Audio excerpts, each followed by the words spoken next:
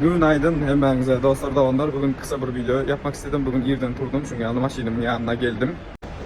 Çünkü yanlı maşinimin yanına geldim ve bir Türkmenistanlı ileşimizi karşı almana nasip olsa ya bismillah. Yolu düşeceğiz.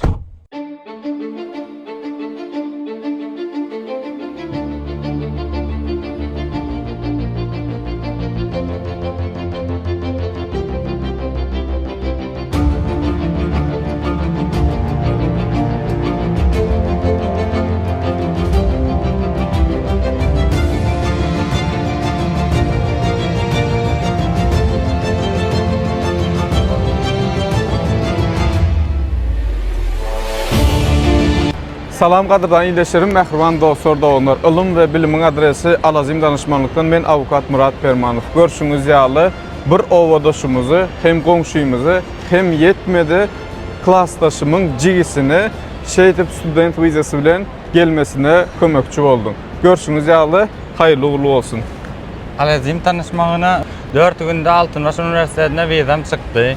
Ondan sonra 4 günden sonra yine biletim alıp önemli geldim. Murat ağamın kömeğiyle.